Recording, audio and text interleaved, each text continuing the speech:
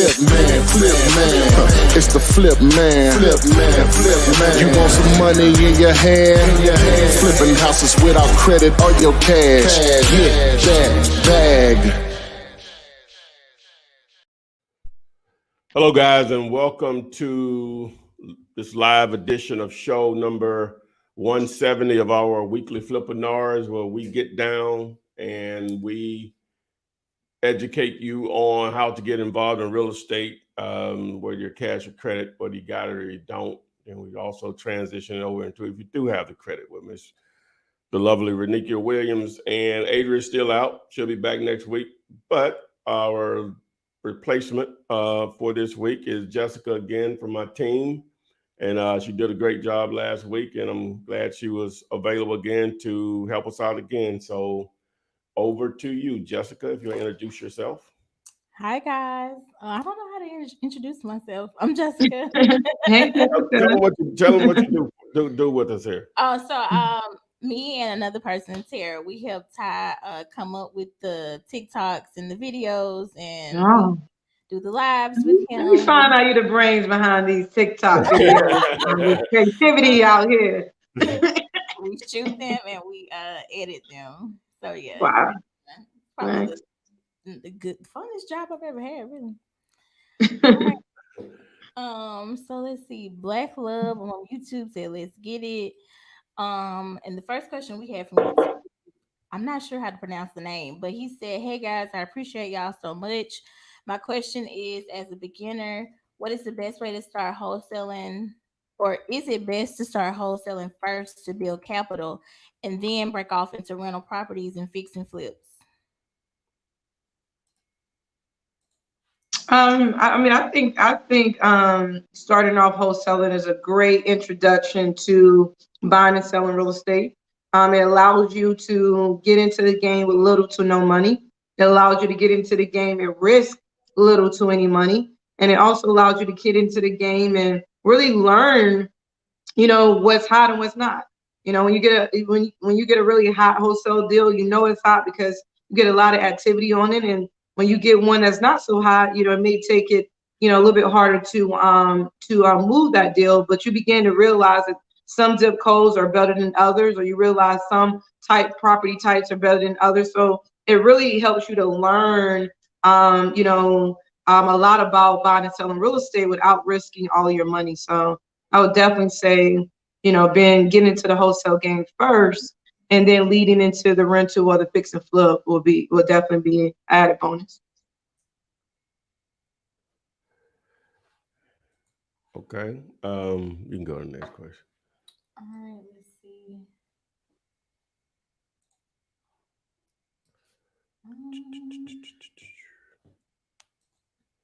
I don't have a lot right now. Well, I was waiting on the question. You see the banner on the screen if you're on YouTube.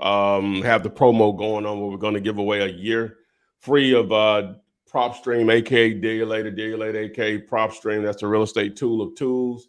Along with that, I want to add a little more juice to it. I'm going to give away my courses free on wholesaling houses and wholesaling apartment buildings. How do you win? We're going to give it away to 2 people next week on the show here live, December 17th.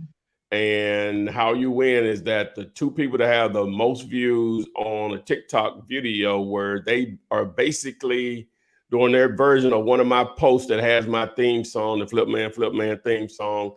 And before the show is over, I'm going to put up a video to explain it all or whatever. So just stick around so you can enter to win a year's subscription of PropStream, aka Dealulator, and my course is free on wholesaling houses and apartments. So boom. Some more questions. All right. Someone said, "I sent you my bandit signs on Instagram. I know I have 2 deals for my first wholesale deal. They're both full rehabs, but one is a multifamily. Thanks for the help and the love." Okay, cool. That's what's up. I guess no one has any questions. It's a little bit early. Yeah, it's early. Renika, while we're waiting, then we'll go ahead and let you sort of go into what services you offer. I'll throw up your information here so they can reach out to you also. Yes, absolutely. So first and foremost, I'm always excited to be a part of the Flip Man Show and be able to bring just real estate knowledge to the table. My expertise and focus is funding the deal. At some point in time, you may want to take that business to the next level, or you just want to leverage your credit in some type of way to buy into the resources you need, like prop screen and getting the bandit signs and marketing campaign going, so you can really begin to generate those leads. And if so, it takes money to make money in some cases. Although we teach here how to buy and sell with little to any money, which you can absolutely do. Get into this game and buy and sell with little to no money. But at some point in time, you may want to leverage and take that business to the next level.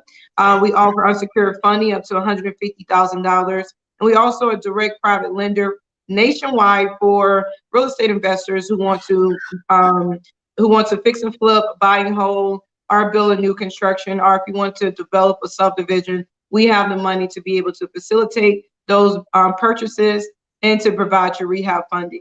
Now, all of our products is our fix and flip and real estate products is asset-based, so we do not require tax returns, no bank statements, no income verification or pay stubs. We want to help you get to your next deal. So, and if you're interested or just wanted to get more information, go to findmynextdeal.com, or you can reach me on Facebook and Instagram at the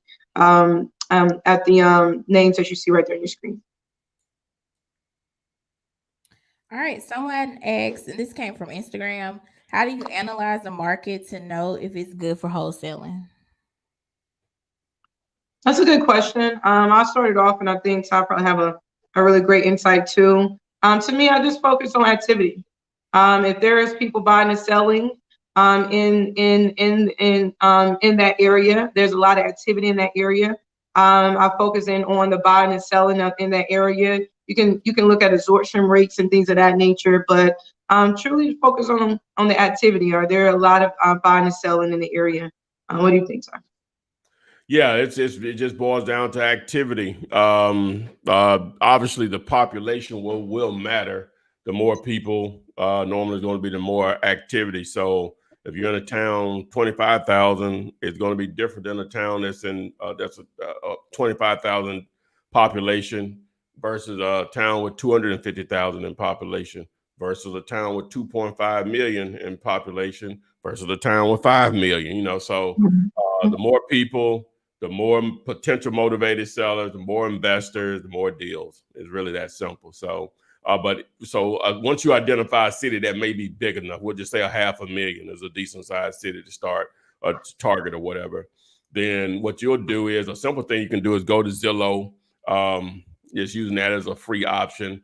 And you want to just start just picking out zip codes in that area. It may take you a little while. You create an Excel spreadsheet, and you just go back maybe 90 days and just manipulate the filters in Zillow to see recent sales in that zip code. You jot that down, 32 sales in that zip code. And before you know it, you've done 25 zip codes, and you can see where the activity is. So boom, that tells you, where you may want to start to do your deals. You can dive a little deeper if you have something like Dealator, aka PropStream. As a tool, you can even look at how many cash transactions are in a particular zip code, which is more important because normally that's where your investors are investing in a lot of situations. So, or you can look at properties that have been turned around quickly. Those are going to normally be your fix and flippers or whatever. So you can just keep diving deeper into it to come up with a good idea that, hey, I want to invest in this market or whatever. But I'm pretty much, if it's people there, there's money to be made. Obviously, as I said, if the bigger the city, some cities will have more activity than others. But at the end of the day, if there's enough people there, you can make some money because people are always moving. And as far as real estate, whether it's rental or buying a new house or whatever. So just looking for activity is the main thing, as Renika said.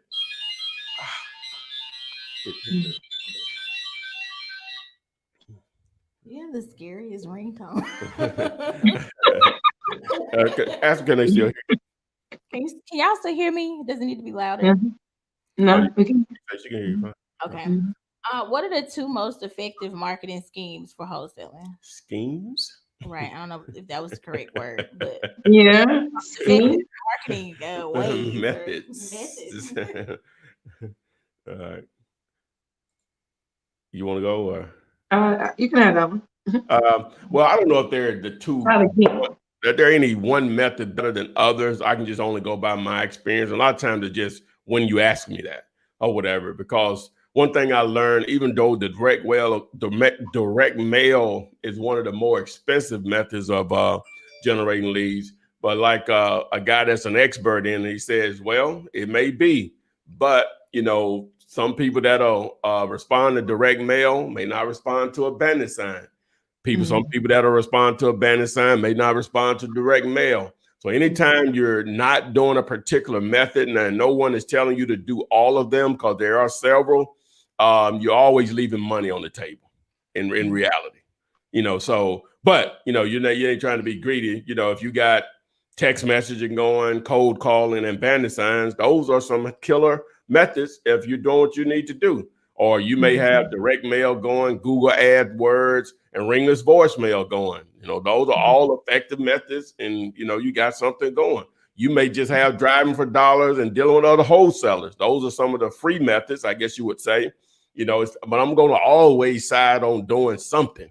But whatever you do, you just need to be consistent with it. That's the main thing.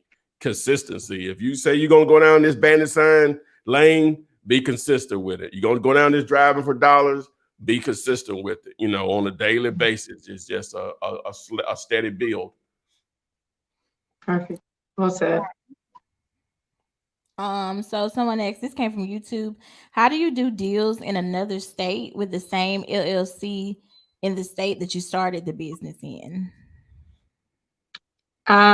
You can sell anywhere. In some cases you may have to apply for a foreign entity in that state. Okay. Do either of you guys offer private sessions?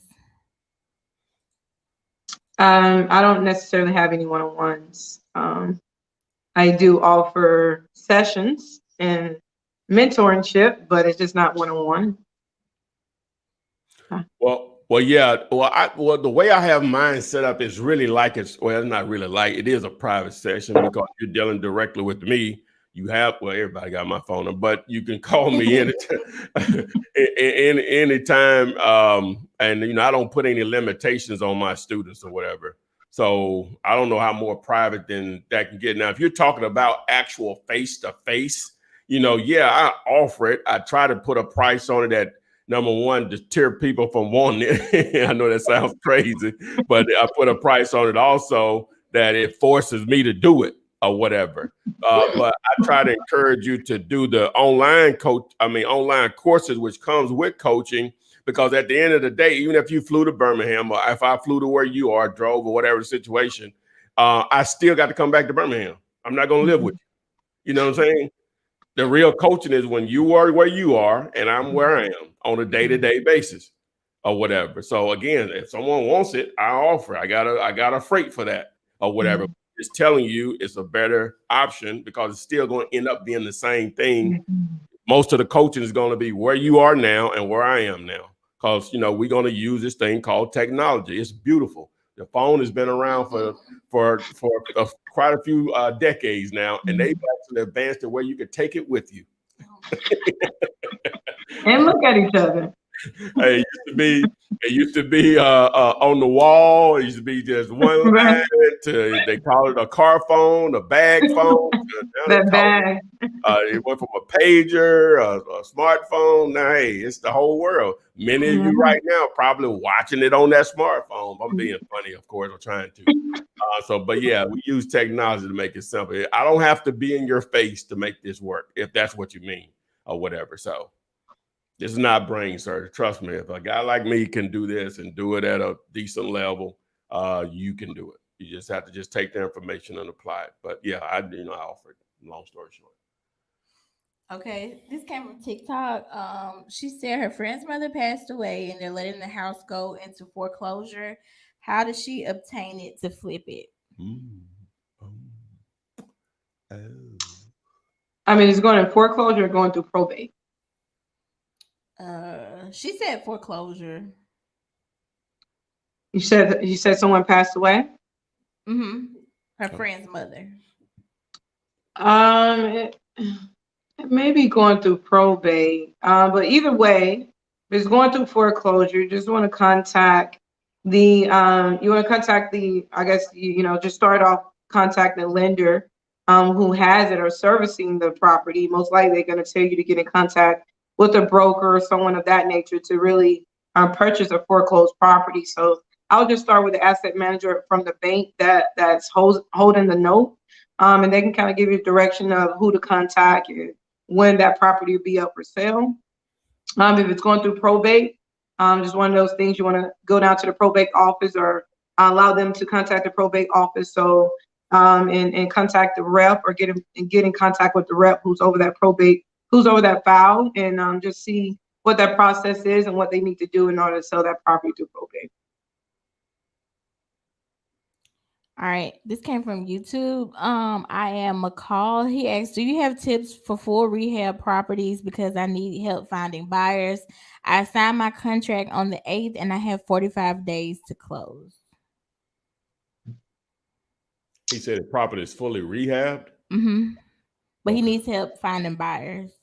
Well, number one, what makes it a great deal? We would love to hear the numbers on it. What's the ARV, and what price do you have it under contract for? And if you're looking for buyers or whatever, you can send it over to us through dealyourlater.com. We would love to try to partner with you on it and place a buyer with it. But just ideally right now, if you could put in the comments, what are the numbers? What's the ARV and what's the price? All right, this came from Facebook. They said, "I have a question. I'm dealing with the agent and her comps are different from mine. She pulled hers from MLS. I use Zillow, Redfin. Does that make mine wrong because we got two different ARVs?" I don't know if it makes it wrong or what. They said the agent pulled do a CMA or something out there from MLS or whatever. But the comps are the comps. Well, what are you all looking at? You should be looking at almost the same thing. Right. We're missing something in this puzzle. And make sure the comps that you find are apples and apples. Sometimes Zillow will just pull everything, all the 3-bedroom, 2-bath. They'll pull the new construction, the old one, the bricked. They'll pull everything together. So you have to go in and really filter through those comps in Zillow and Redfin to make sure that they are only pulling in comps that really is apples to apples. So, what you could do is just go through every one of those comps that Zillow pulled and each one of those comps that the realtor pulled, and you can kind of determine which one of those comps is more of a comparable to your subject property. If it's a new construction, it should only be compared to new construction. If it was built in 1980 and renovated, then your comp should also have been built around 1980 and renovated as well. So. And yeah, real quick, guys, before we go with the next question again, if you stick around to the end, I'm going to give you the instructions on how you can win a year subscription of Deal Your Later, aka PropStream, and both of my courses free on wholesaling houses and apartments. So I'm going to give you how you can enter to win the contest if you stick around to the end of the show tonight. All right, this came from Reginald Austin on YouTube. He said, "You release her from the contract, but the cash buyer you have is mad and wants to sue you. Is there a way to protect yourself?" You released who? It just said her. "You release her from the contract, but the cash buyer you have is mad and wants to sue you. Is there a way to protect yourself?" Who is her? The buyer, the seller, the end buyer? Yeah, he has to be a little bit more clear on that. Tell him, please explain more, please. Okay. How do you go about having multiple buyers wanting to see the same property? That's a good problem. That is a good problem. You want to go? I started off, most people I want to see the same property. I usually just schedule them maybe 30 minutes apart from one another. Give everybody ample time to go in separately. I try not to never ever schedule all my buyers to come in at one time and start networking with one another and talking. I just want to keep everybody separate, and so I can control the environment and control the narrative. Just schedule it out. 30 minutes, an hour apart. Try to make sure your buyers are not kind of being there together, if you can. So that's kind of how I do it. What do you think, Tom? Yeah, ideally, I've heard some people have them all show up at the same time. I just wouldn't want to try to manage that or whatever, because it's all about relationships. You don't want them to think, well, you want them to know that, they ain't the only one that you're dealing with, but you don't want to just throw it in their face or whatever. Because some people if they see a lot of people show up, they won't even be interested. You know what I'm saying? Or whatever. So like say you want to try to stagger when they view the property.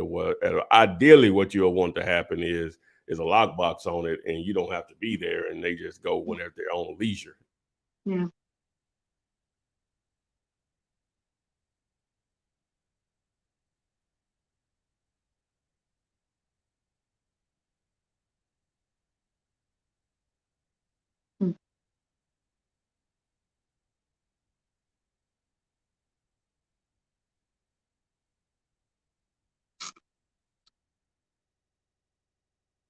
Just having a little difficulties here. I'm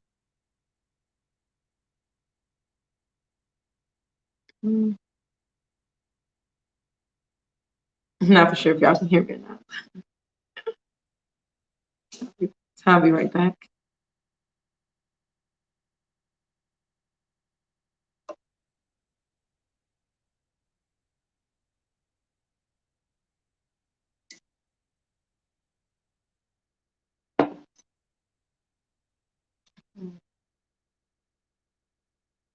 And he's back. I'm sorry. Okay. I don't know if they can still hear me when you go out. I think they can. Okay. Yeah. All right. Sorry about that, guys. We're on our control here. So let's go.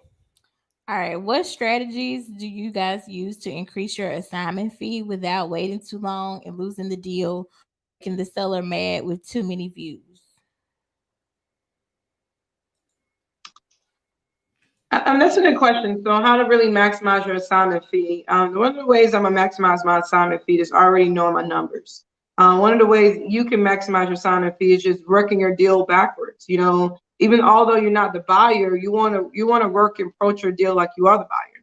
And if you approach your deal like you're the buyer, you never really leave that much meat on the table or on the bone because you run your numbers backwards. So if I know my buyer is willing to pay, $75,000 for a property, I don't have to sell it to them at 60. I can sell it to them at 75 and make that additional maximum amount. So just really, working your deal backwards as if you are the buyer, it'll really show you what your maximum fee is if you really work your numbers backwards.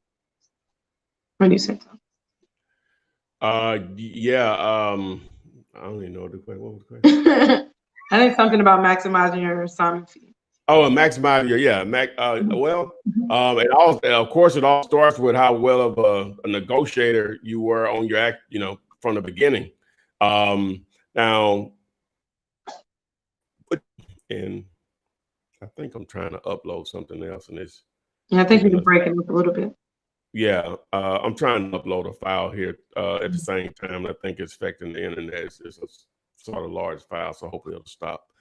But yeah, so it starts with negotiating a great deal, but sometimes you may hotel it, you may clean it up or whatever, cut the grass or something, just give it a little bit of curb appeal. Sometimes that'll help or whatever. You all, anytime that you can, it's a new investor coming into the market, they got some money, never really did anything in real estate. You always want to be out for the hunt for those, or what, because they normally going to pay a little more. That rental end of the cash buyers, they tend to pay a little more because they have a long-term play or whatever. So those are the things that you can, just focus on continuously to try to maximize your deal. But again, it all really starts with how well did you negotiate with the seller in the first place, and obviously how hot that particular area is. The interest level will factor in. Do you guys only focus on wholesaling, or do you keep some of the properties for yourself? Riri? I'm a little of all. I fix and flip, I buy and hold. Honestly, it's not one strategy over the other. It's what's your strategy? What are your end goals? What are you looking to do? At the end of the day, it's so much money to be made in real estate. So just want you to understand that, because, I may focus completely on wholesaling doesn't mean that the other strategies are not lucrative as well. So, all of the strategies are very lucrative. You want to kind of focus in on, what are your goals? What are your end goals? Do you have a buy and hold goal? Do you have a flipping goal? Or do you want to wholesale and take that money and put it somewhere else? It really just depends on your individual goal. Because, I could be in property management, which, is not something I am in, but that's another way to make a lot of money in real estate too. So just finding the different avenues that, you feel be best for you. Me personally, I like holding, I like flipping, I like tax liens, I like, wholesaling, and I like lending. So. Oh yeah. Well, with me, the residential side of, because I've played in those waters, for quite a while right now. Much early on, I did a little more, I guess, a couple rental, not really a lot or whatever. My focus is a little bit, well, not a little bit, a lot more on the whole side of commercial.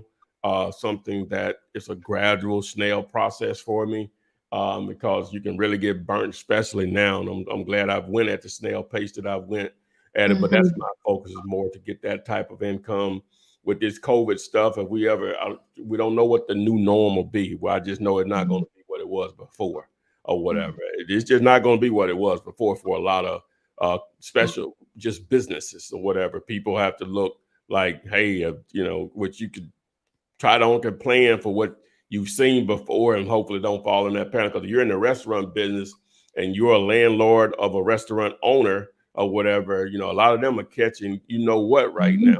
Because a lot of those restaurants are not coming back. And sometimes, depending on the location,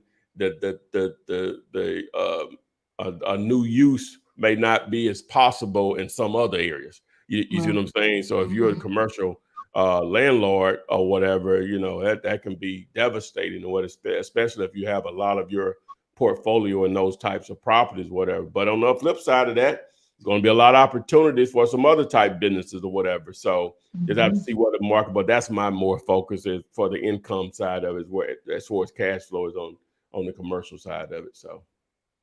All right. How do you get an accurate ARV for a property that doesn't have much info on Zillow or PropStream?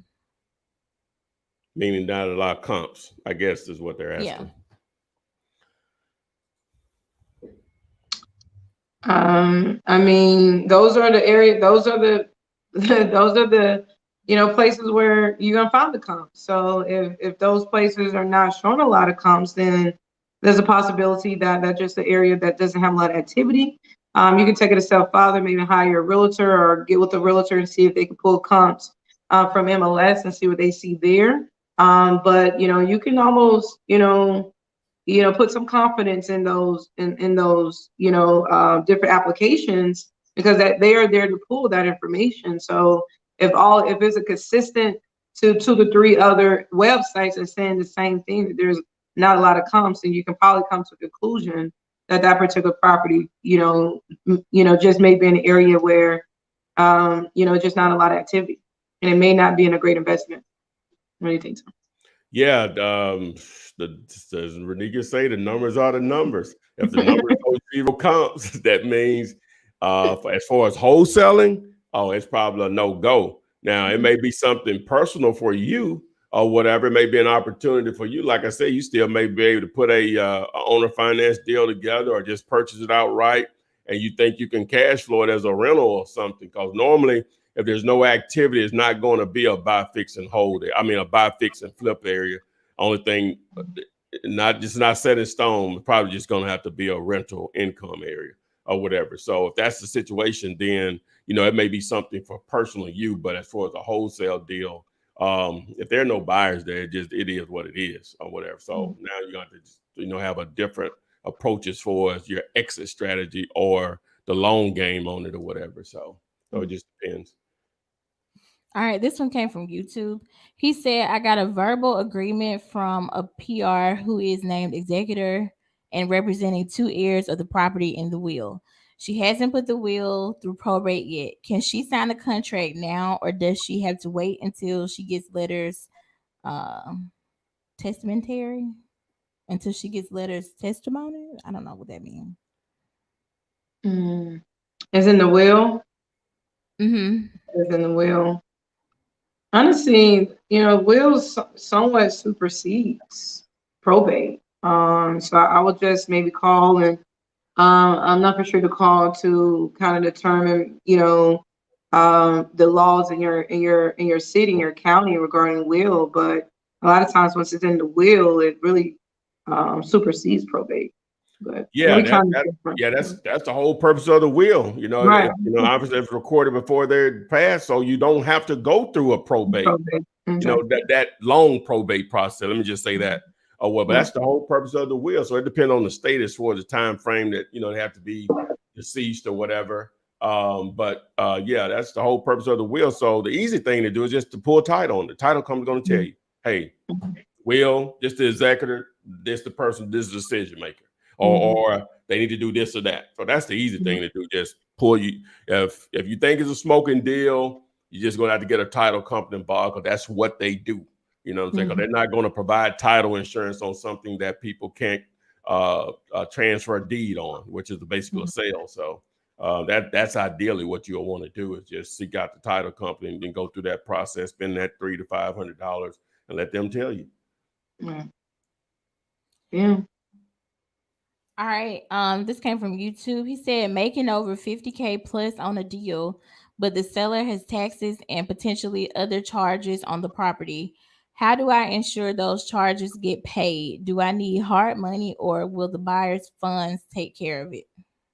That's the whole purpose of the buyer's funds. The seller said, in most cases, you'll have some people that won't, but in most cases, the price that the seller gave you, those fees, charges, liens, whatever comes out of their money. It's paid at closing. Now, the buyer is funding the deal. And so now if it's a situation where the deal doesn't say you're going to make 50K, that's a lot of money to negotiate down to go from, I'm not going to allow 30K to walk out the door because I want to make another 20K. You know what I'm saying? So you got to take care of some fees. Yeah, sound like you got a lot of negotiating room there. So if I understand the numbers. So what do you think, Renika? No, absolutely. I couldn't say it better. I mean, at the end of the day, most sellers are very aware with the liens and fees that they need to pay on their properties. They're very well aware of those. Those type of things come out of the closing table. That's why we hire closing attorneys and title agencies so they can pull the title and clear any clouds on the property. So I wouldn't jump to pay for anything. You're gonna look at the seller to take care of their own lien, and then when the seller determines that they don't want to take care of it, then you all start negotiating who's gonna take care of that lien, so everybody win. But the first person, everybody take care of their own fees. It'll be the first negotiation, and then from there, it can start trickling down to you all sharing the cost of that, so y'all all can win. So. All right. What's y'all's range as far as miles for comps? And what if a property doesn't have any good comps? What do you do for your numbers? We just kind of talked about that. All about Gigi. What's all about Gigi? That's what's up. You Miss Gigi, I use degulated prop stream a lot. Well, that's what I basically use. And 0.5 miles it defaults at. Now, if I'm not pulling anything, I'll go up to 0.75, then I'll maybe go up to a mile or whatever. But ideally, half of a mile is where I'm going to normally start. And normally that's going to be a good sweet spot. You know what I'm saying? Especially in the the more heavily populated areas and activity, you'll be able to pull a decent amount of comps with a half a mile or whatever. So yeah, I concur. Oh, I forgot to tell y'all guys, if you want to ask your questions live, just go to comps101.com, comps101.com, and we'll get you on live to ask your questions. I hate them with 30 minutes in. I'm just 34 minutes in. I'm just mentioning that. Again, if you want to learn how to get the free courses or whatever, stick around to the end of the show, and you'll be able to, get the instructions on that. All right. At what point in a single close does the cash buyer know how much you're making at title or before? Mm. That's a good question. On a single close, on the HUD. On the HUD, it will be an assignment fee with your name on it, and and whatever that fee is will be on the HUD. Right there, black and Thank white. you. Loud and clear. Yes, sir. See you on the next one.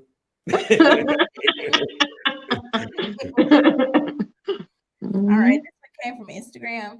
He said, while driving for dollars, how much time should you spend in low income neighborhoods? Well, if there's a lot of activity, a lot. You know what I'm saying? When you do your research and you see a lot of sales activity in those areas, hey, the checks still cash the same or whatever. Those are different type buyers. Because those are normally going to be buy and hold buyers. Because a lot of times you can't buy and fix and flip in those areas as much in some other areas. But so yeah, if there's opportunity there, again, if it's heavily populated, that means people are living there. Somebody's investing there, right? Mm-hmm. A lot of those people are renters. So that's, what I'm saying? So those are going to be your Section 8 areas in a lot of cases. So you can go to gosection8.com and you're going to probably find actual cash buyers there that are willing to buy more in those particular areas. What do you think about those areas, Reed? No, perfect. I mean, I couldn't say it better. Yeah, I mean, I think those are some of the areas where, there's just a lot more buyers in those areas sometimes because the acquisition is so much cheaper. So yeah, I mean, yeah, if there's a lot of activity in those areas, absolutely. If there's activities in other areas, but definitely go where the activity is, where people really want to buy in those areas. And a lot of times low income areas, even though it's low income areas, the upside of them is great. So there's usually always a buyer, in those areas as well. So. Yeah, Mark Ford, we see you in the waiting room, but you need to activate your video, and we'll gladly put you on, my man, and let you ask your question. Are we comping things right now? Are we comping things right now? Well, we really just did that show before this one, so we're starting to say that for that particular show. So, all right. As a licensed agent, do I have to split my assignment fee with my broker?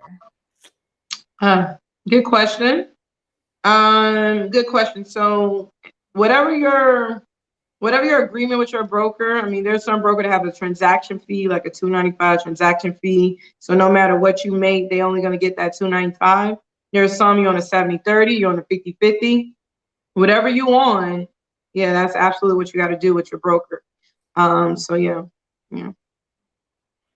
I recommend you find a broker that has transaction fees because I just recommend those brokers can take a lot of your money. But find your broker that has like a $200-300 transaction fee, and you don't have to split any of your money. Mm-hmm.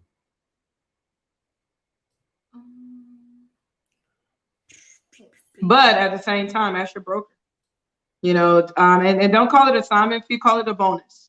Tell them, ask them if hey, if my client give me a bonus, do I have to give you a piece of that bonus as well, or do I only have to share my 3%? Because ultimately it's still up to your broker as well. Okay, yeah, just click on it, just hit add. Hey guys, how's it going? Hello. What's happening, sir? Hey, not much. So just a quick question. I don't want to take up too much of your time. I just bought some bandit signs on last week. I think they came in today. Actually, I bought like 4 just to start out with. So my logic of thinking, tell me if I'm off, is to place them around town and see if I can get some callers to see, because I don't have any houses for sale. My bandit sign says, I think like 3-bedroom, 2-bath for sale for, I don't know what I put, like $60,000 or something like that. So I'm a bluff them just so I can get them to call my phone so I can add them to my buyers list. And then for my buyers list, I want to get, at least 10 people, hopefully, maybe more. Then I can go out and look for homes that I actually want to try to flip to them. Is that a bad logic of thinking, or you tell me? Well, from what you're saying, your signs say, then you're saying 60,000 cash. Well, you shouldn't have spent money on printed signs with that. You said 4 of them. Yeah, I bought like 4. I spent like it's something I could lose. I think I spent like $50 on it. You know, I'm willing to do that. What I would have encouraged you to do is to probably spend maybe closer to 100. You could have got some blank signs, and you could have written up, 100, signs, or something close to that. And now, just because you put out a sign that says a house 60,000 cash, depends on what type of neighborhood you're putting it in. If you're putting it in a neighborhood where the ARV, where are you located? I'm in Tulsa, Oklahoma. Okay, so if you put it in, like they were talking about, a D area / blue collar area, I guess you would call it. You put 60,000 out in Tulsa, Oklahoma. That may be the top end of the market, so that's not going to attract any investors or whatever. Now, if you put it in, and if the ARV is 60,000 consistently in that area, but if you put that $60,000 sign in a $150,000 neighborhood consistently, then you can get some buyers on it. I see your line of thinking on it. Try to build your buyers list, which is good or whatever. It just, you have to understand when you place those type of signs out, what area of town are you putting them out? And I would encourage you just do some handwritten signs or whatever, so you can put out more of them and you can get a bigger bang for it. Just house for sale, cheap, and just a phone number. You can put in there house for sale. And see, because you're doing them handwritten now, you can target different areas. You could put house for sale cheap, $20,000 cash, and a phone number, call or text, or house for sale $75,000 cash, call or text, because you want to cater to that particular area where you're putting signs at, because it has to look like it's a great deal to attract the type of investors that you're looking for.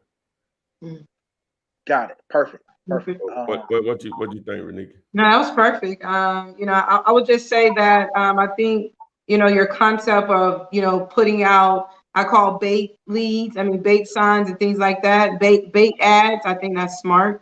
Although you probably could have got more money just doing blank signs, I think the concept of trying to create those bait ads is very important. I think you'll be able to get hopefully get some calls from those, and you may put them out where you go back and pick them up.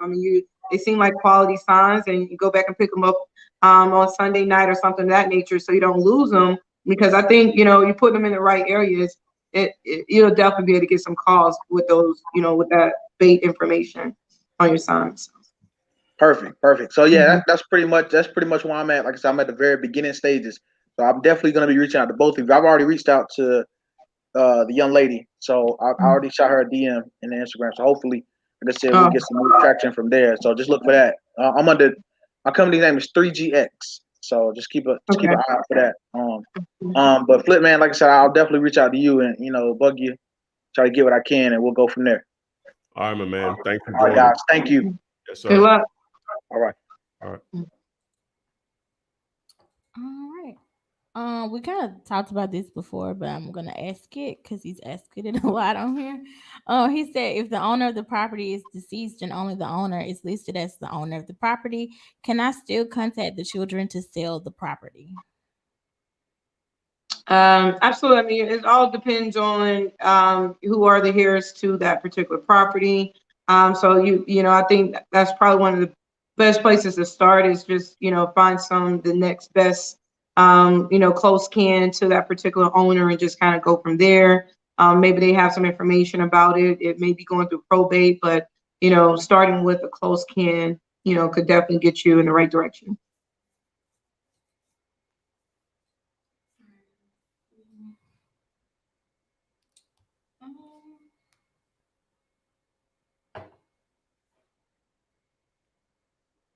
All right.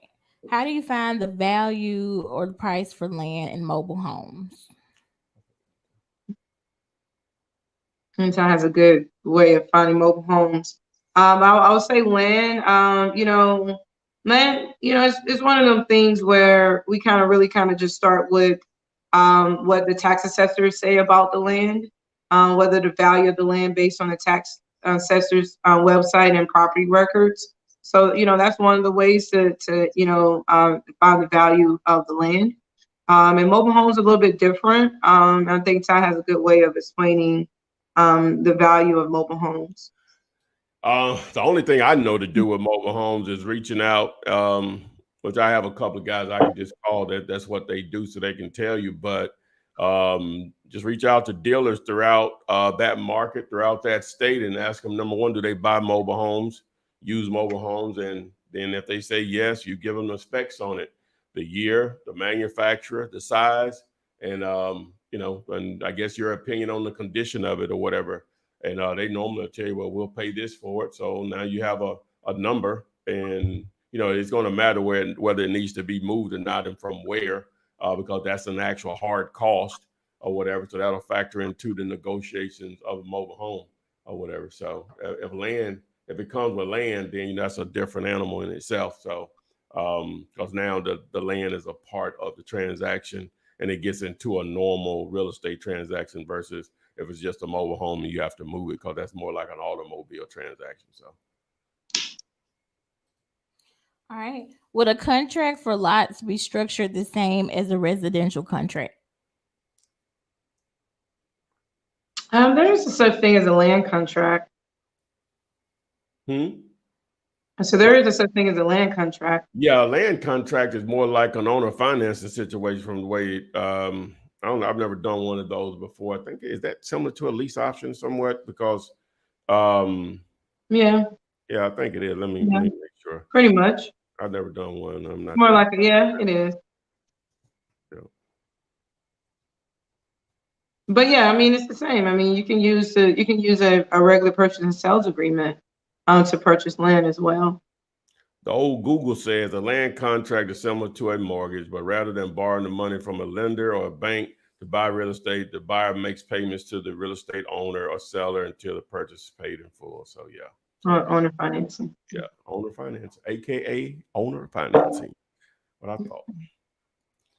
All right, Ty, if we were to JV on a deal, what would I need to do, and what am I expecting you to do? Just want to know how it works. All right. So number one, we prefer that it's a deal that you're dealing directly with the owner of the property. You have it under contract. It's off market. That's what we prefer. Not all it has to be end all, but we prefer, and it's a great deal. So you would then submit it to dealulator.com. We would evaluate it. We'll reach back out to you whether we think it's a deal or not, because we would like to build a relationship and maybe help you to understand what's a great deal so we can make some money together. All right. So if it is a deal, then we'll do a simple contract with you, and then we'll start to put it out to our buyers. If we close on it, you get 50% of the assignment fee. We get the other 50%. It's pretty much that simple.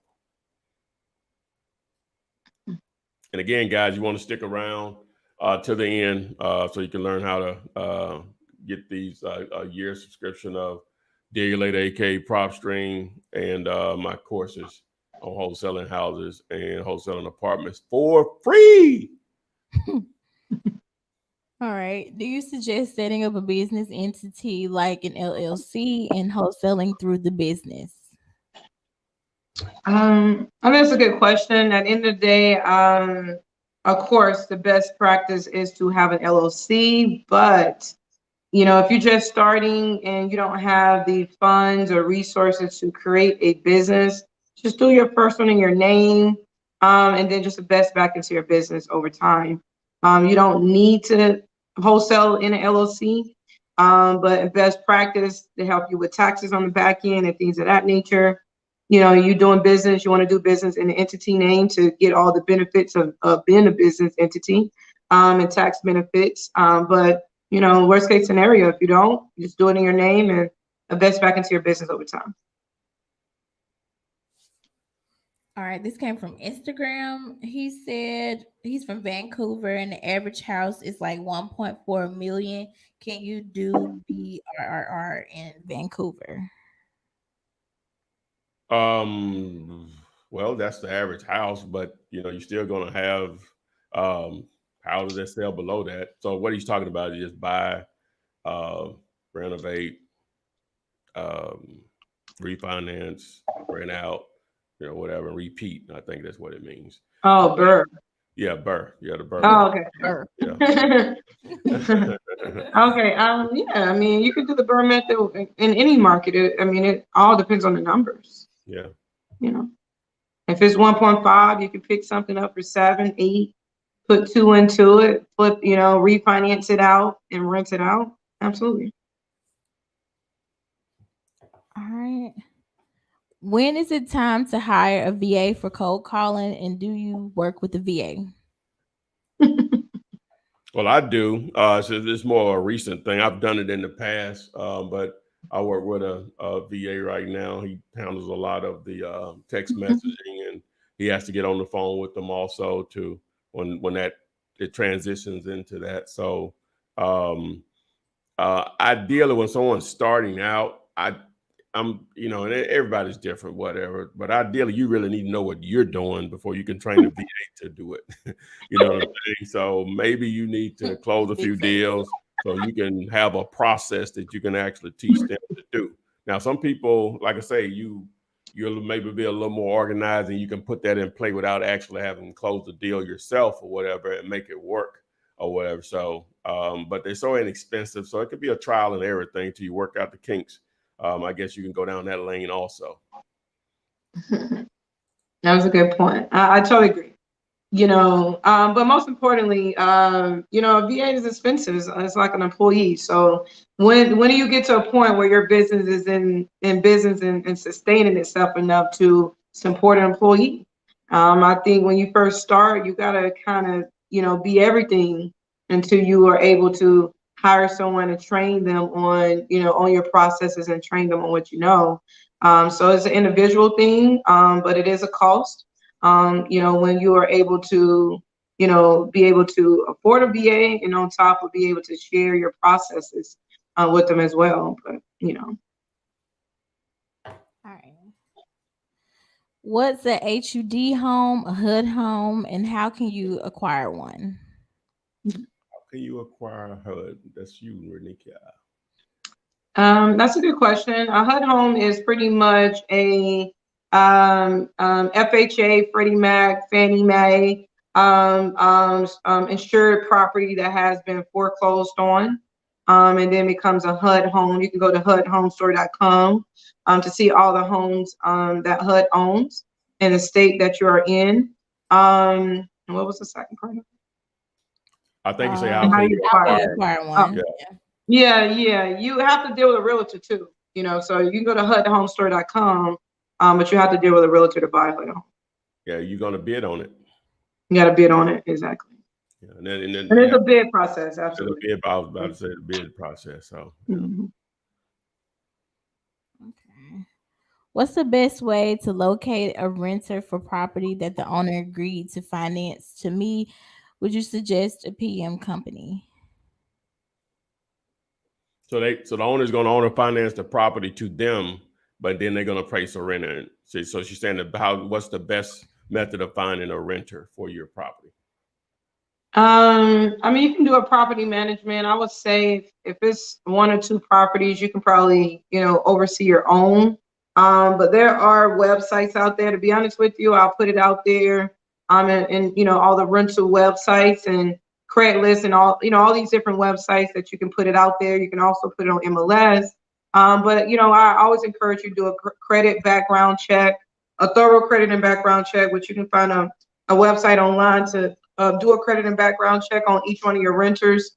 Also doing an extensive employment check to make sure they're employed.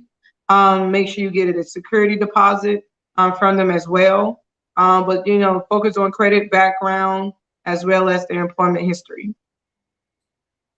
Property management, you can get a property management. They're going to acquire anywhere from 8 to 10% of your profits.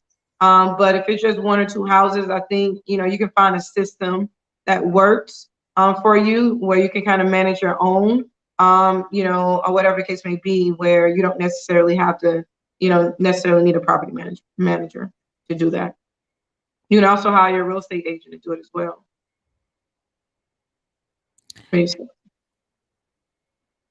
All All right, this is a good question. If you're interested in buying land, how do you get experience in pricing land so you don't pay too much? I have no experience in buying land, only houses. Mm. One of the things that we always say is check the property tax assessor's website. Check the what did the tax assessor value the land as. So that's one of the ways to take a look at it. You could probably look at any developed land and look at that. Also pull the tax assessor on the developed land and see how much is the land value once it's developed. So that's one of the ways as well. Always hire an appraiser. Hire a local appraiser, $200-300, and see if they'd be willing to. Hire them to, give you a more accurate appraisal on the land as well. What do you say, Tom? Yeah, with land, I guess first you got to identify what type of what's your end game with the land. Are you buying it for speculation purposes, and you think the path of progress is headed that way? Are you buying it to actually build on for yourself? Are you buying it to put timber on it? You know what I'm saying? So it's going to be, are you going to buy commercial versus residential? So first you got to identify what's my end game if I start to buy land. What am I trying to get out of it? So once that happens, then you're just going to start to do your own research on, number one, like you say, the value of a property. And some of it's going to be easier because if it's in one neighborhood versus another, you may have enough activity there where you can easily determine what it may be valued at, on the obviously certain parameters or whatever. But if it's in an area where there's really no sales there or anything like that, then that makes it difficult to determine what the value of it is and what you should pay or whatever. So again, it's still going to depend on what's your end game, what's your exit strategy, or if it's long term or whatever. So once you determine that, then I think you can try to go down the path of determining what's valuable to you and is it worth the investments. All right, this came from Instagram. He asked, "Do you guys see any laws coming to wholesaling, and if so, what could you expect to see?" You said laws, L-O-L-A. Yeah. Well, you go ahead, Nikki. I started off, from what we see out in Illinois and things of that nature. There are states that is trying to regulate it. But what I also see is loopholes in the whole scenario. To be honest with you, I feel that they can't super really regulate it. There's always ways around it. There's always ways to still wholesale. So I would just focus on the ways around it. We don't focus on obstacles. We focus on solutions. And so they're not going to put enough laws in place to cut us all out of this game. Absolutely not. We're all band together and figure it out. But just from what they did in Illinois, we can all pick holes in so many different loopholes that you can really go to still be able to accomplish wholesaling in those states as well. What do you say, Tom? Yeah, and at the end of the day, if you want to do it, go get a license, or partner with someone that will go get the license. If you don't want to put the time in to study and all this stuff, hey, that's the law. Then hey, there it is. So that you could just simply do that. I'm just glad I'm not in it. Yeah, simple. Yeah. So yeah. All right. If you buy a house from auction, can you immediately sell it to a cash buyer? If you buy it, you can do whatever you want to do with it. You can't wholesale it. You have to buy it. You got to buy it. Yeah. You gotta buy it. Yeah. All right. This came from TikTok. Do you guys only wholesale in your states? We wholesale anywhere. Well, and I promote the heck out of it with digulator.com. So we're trying to wholesale in all 50 states. Right. This thing is virtual. This thing is nationwide.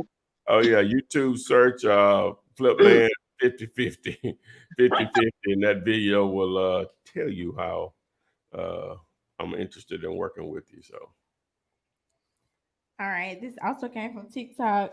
Have y'all dealt with distressed commercial properties? I have more so on the multifamily side. 5 units or more considered commercial on the multifamily side of it.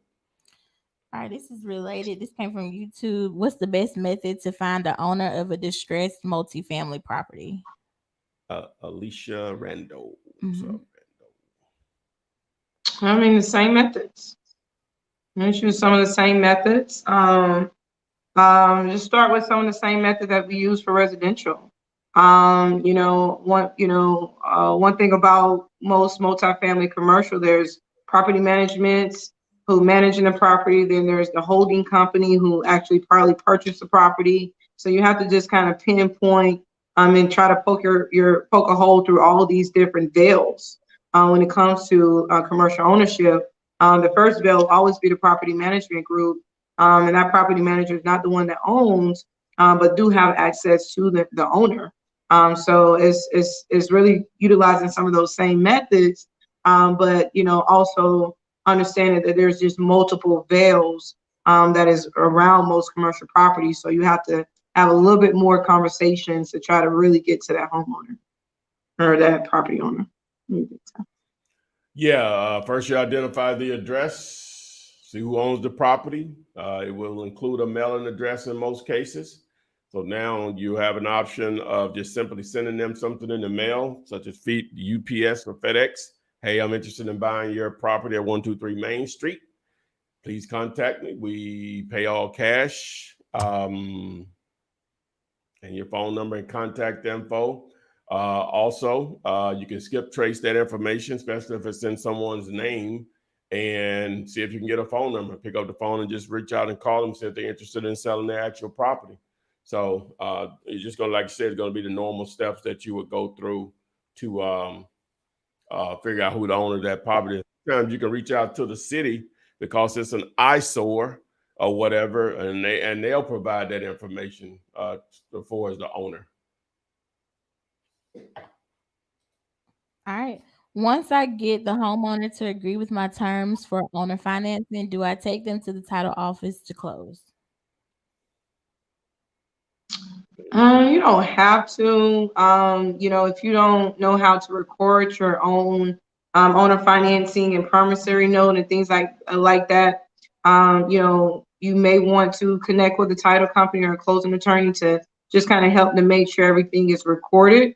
Because if you don't record it, and there's no records of it, when it comes to really exercising your right to purchase and things of that nature. I mean, it could become your word against theirs if it's not recorded and things of that nature. So in some cases, you may want to reach out to them just to make sure the documents that you have signed off on is accurate to the county and to the state of which it resides, and also just make sure the documents are right, and make sure it's right, and make sure it's recorded right. You can do it yourself, but Ty, if they want to JV on deals with you, where can they submit them? On the screen, you can see it right now, dealator.com. Just go to YouTube and do a search for Flipman 5050, and that video, maybe a couple of them, but look for the more recent one. That video will explain how you can do just that with us. So dealator.com. All right, this came from Instagram. Someone said, can you wholesale properties with lead paint? I know this sounds stupid, but still. That's a realtor. That's such a realtor. That's such a realtor, issue. Lead paint disclosure. That you only find that on a GAR realtor's contract. Yeah. No one cares about lead paint in the private. Because honestly, if it's lead paint from 1960, who really gonna purchase a property and put a tenant in there and flip it out and not repaint it? Yeah. So you don't repaint it anyway. Lead paint disclosure. But yeah, don't worry about that. When you're dealing with a real estate agent, that's one of the things that they make you sign off on and disclose, but it's not a make or break. Nope. All right. Someone said, I'm a great negotiator, but I can't find motivated sellers. I have pulled vacant, absentee, high equity, etc.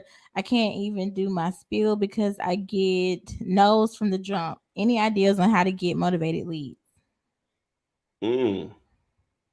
Also, you're cold calling, David, is what you're doing. If you're just cold calling, if that's your only method, I would encourage you to go, and I'm going to put it on the screen here, YouTube search Flipman Text to Flip.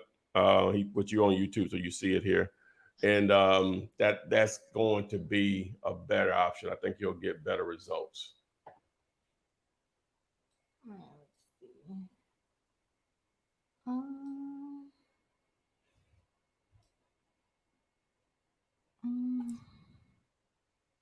Oh, no, while she's looking for the next question again, guys, if you stick around, you can see how you can get a year's free subscription of Dealulator, aka PropStream, the real estate tool of tools, along with my courses on wholesaling houses and apartment buildings. You stick around, we're going to share how you can do that. If you're on TikTok and Instagram, all you have to do is just go to the end of this particular show on YouTube, and you'll see how you can get it. All right. What do you look out for while using the seller's chosen title company? The seller's chosen title company? Nothing. Because that ain't going to happen. That's a deal breaker. Type the red flags may come out. No. You want to try to control it. I mean, even you have to pay for their attorney fees or something of that nature. If they so, wholeheartedly are using their attorney, you tell them, hey, I already pulled title or something of that nature, or make them feel that, maybe you can pay for the attorney fees if they use your attorney. But, try to use your attorney over anyone's attorney, just so you can control the narrative. Makes sense. You got to use, you got to control that part of it. The seller really didn't have a say, so I think your internet went out. They really just don't have a say so in that, just period. Just end the story or whatever. So Jessica's internet went out. So plus we've been going about an hour, guys. Renee, you want to share anything before we get out of here? No, just, no. See y'all next week. All right. So guys, stick around. I'm gonna go ahead and get this going here on the free courses and the year's subscription of the Dealulator PropStream. So stick around, Renika. We'll see you next week, baby girl. Awesome. Yeah, have a good day. Guys, I know you love free and when it's matched with opportunity. Here's your opportunity to get Dealulator, aka PropStream, for 1 year free. Also, both of my courses on wholesaling houses and apartment buildings. Here's how you get both. First, you must have a TikTok account. It's free. You don't have one, it's free. Here's what you're going to do with that TikTok account. You're going to recreate my post from TikTok with my theme song, and you're going to see if you can do a better version than I did. Here's the post. Flip man, it's the flip man. You want some money in your hand? Flipping houses without credit or your cash. Get that bag. You see what I did? I'm sure you can do better. So the two people that has the most views on their post imitating me will win the year subscription of PropStream and my free courses on wholesaling houses and apartment buildings. In that post, to qualify, you need to do this also. You must put on the post on screen in text, follow Flipman at Ask Flipman. In the description, you must use these 3 hashtags. Hashtag Dealulator, hashtag Flipman, hashtag Fliptainment. As a bonus, anyone that goes viral and gets over 1 million views on any particular post, you're going to also get the unlimited coaching directly from me.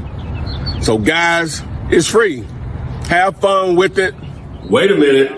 If you're not sure how to get the Flipman theme song for your actual TikTok post so you can enter to win, watch this. Okay, so you're on your phone. If you don't have TikTok, download it. It's free. You'll thank me later. All right, so I already have it here. So I'm going to go to TikTok, pull it up here. And what you're going to do, you're going to find my page. So you'll search, just go there to the search icon, do Ask Flipman. All right, there I am. All right, so boom, if I tap on it, so that takes you over to my actual profile and bio. All right, so what you want to do is you want to scroll up until you find this particular post, because this is like how you're going to download the Flipman theme song. You don't have to do that, but that's ideally what we want you to do. And so what you'll do is just the one here that says, can you duet better? You'll select that particular post, and how you add that particular sound to this particular post is in the bottom right hand corner. You see the circling logo of my Flipman character and the tunes around it. You'll select that and you'll add to favorites. Now, as you can see, not many people here have already participated, so it's an opportunity for someone to win. You know, you can be one of those individuals, because that's how we'll basically find who's applied for it or who's entered the contest or whatever. Right here, if we go to this particular sound and we see who's there, we're going to see who has the most views. So you're still early into the game or whatever, and the top two are going to win. So, but once you do that, so now what to actually do your post, what you'll do is you go back to your actual home or wherever, and you'll hit the plus sign down here at the bottom. You'll go up here at the top and hit sounds, over here to favorites, and there's the sound. You hit the play button, then hit the red check mark. Now it's added. You'll see it scrolling up here at the top. Now I suggest that you use the actual timer here to the right, and you'll start to hear the sound. You won't hear it on this recording here, and you can adjust this to do it in the different clips. As you'll engulf yourself into the actual app, you'll see all the creativity that people use. And the more creative you are, some of you people or individuals out here are very, very creative, more so than I am. And who knows, your video may go viral. If it goes viral, hits 1 million, I'm going to give you the coaching also, or whatever. That doesn't matter at that point. So, but anyway, that's simply how you do it. So have fun with it. Do as many posts as you would like. The more that you do, the more likely you're going to have one of your posts that gets the most views. As you see, a lot of people haven't participated yet, but I wanted to put this video together to show you how to add an actual sound to a particular TikTok post, mainly for my theme song, the Flipman theme song. Thanks, and let's get it. Flipman, Flipman, it's the Flipman, Flipman, Flipman. You want some money in your hand? Flipping houses without credit or your cash. Yeah, that.